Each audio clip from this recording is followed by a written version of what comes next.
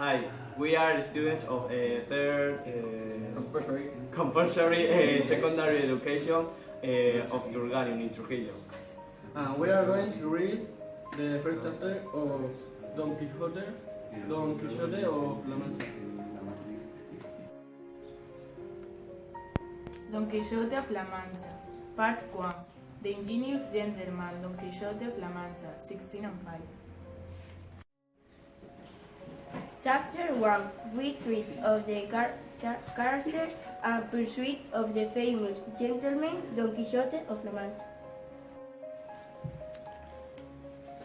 In a village of La Mancha, the name of which I have no desire to call to mind, there lived not long since of those gentlemen that keep a lance in the lance rack, an old buckler, a lean hag, and a greyhound for coursing.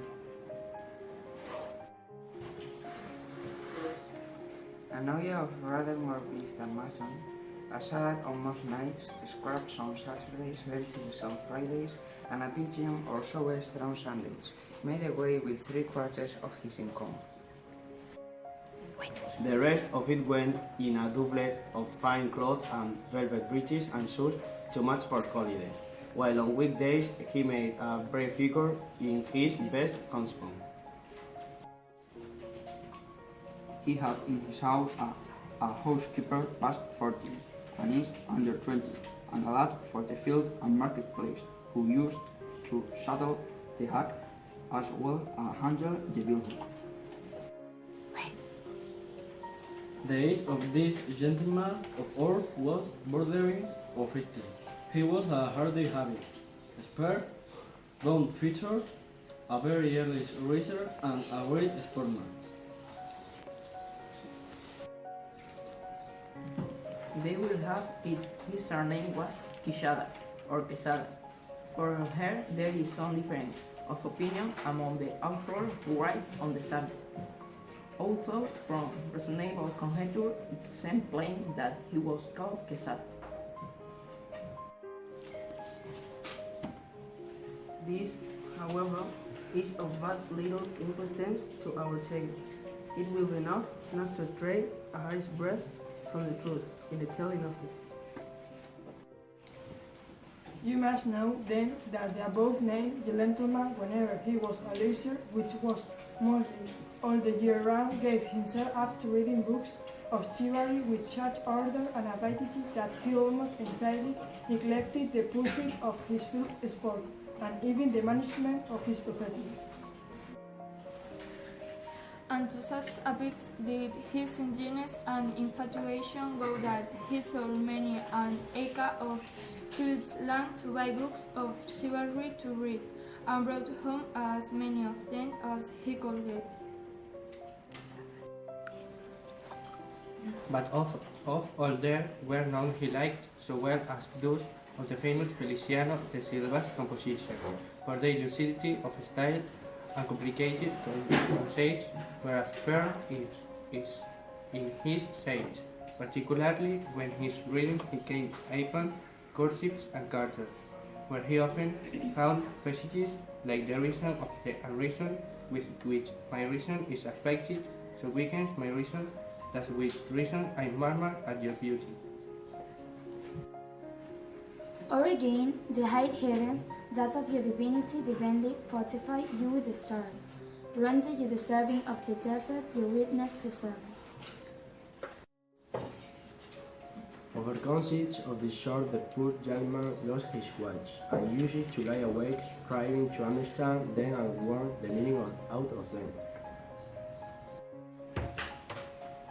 What Aristotle himself could not have made out or extracted had he gone to lie again for that special purpose.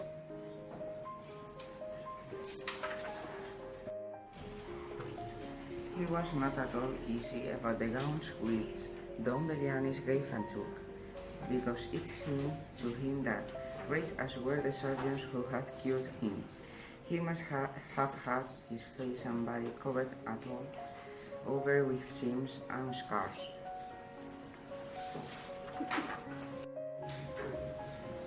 He commended, however, the author's way of ending his book with the promise of that interminable adventure, and many a time was he tempted to take up Spain and finish it properly, as his sister proposed, which no doubt he would have done, and made a successful piece of work of it too, had no greater and more absorbing fact prevented him.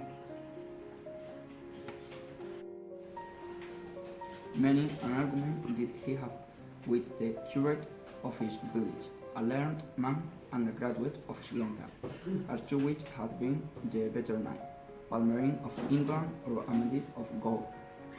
Was Don Galor, the brother of Amadis of Gaul, because he had a spirit that was equal to every occasion, and was no finicky knight, nor lachrymose like his brother, while in the matter of valor he was not a whiff behind him.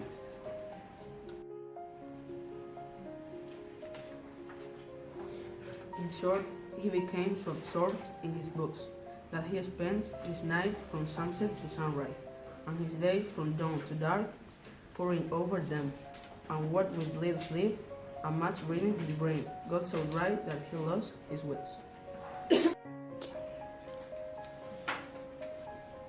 His fancy grew full of what he used to read about in his books: enchantments, quarrels, battles, challenges, goons, goings, loves, agonies, and all sorts of impossible nonsense.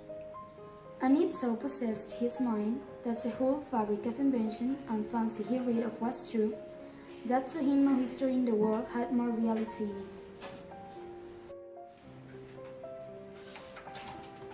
He used to say that Philip Ridiat was a very good knight, but that he was not to be compared with the knight of the burning sword, who with one backstroke could in half two fierce and monstrous giants.